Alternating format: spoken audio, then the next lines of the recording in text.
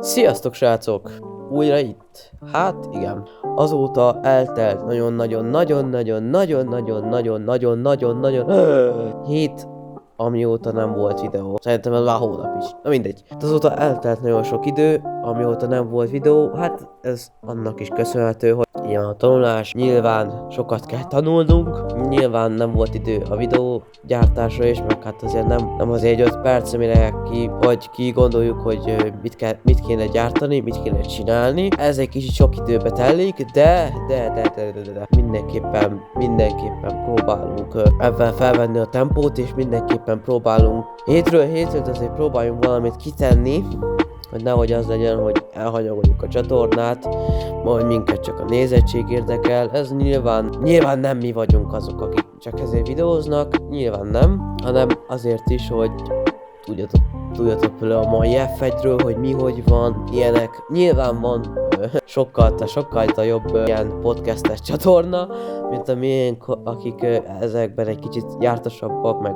jobb a vágási stílusuk, de mindenképpen próbálunk ehhez fejlődni egy kicsit mi is, hogy jobbak legyünk, mint a többiek.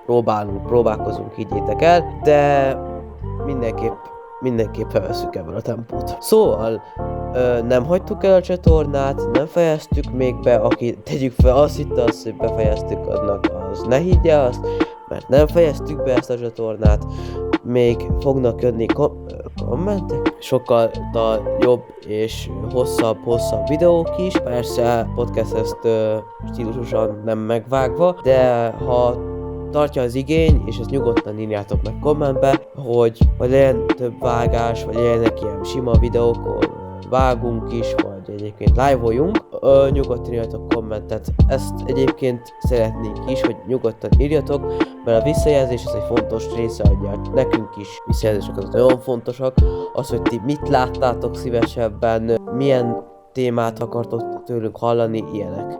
Egyébként ennyi, szóval no paraskacok, lesz videó, egyébként szégyeljük a pofánkat és udvaszánkat, hogy eddig nem tettünk fel videót, de nyugi, mindenképpen lesznek videók, mindenképpen. Szóval igen, csak ennyit akartam, na cső!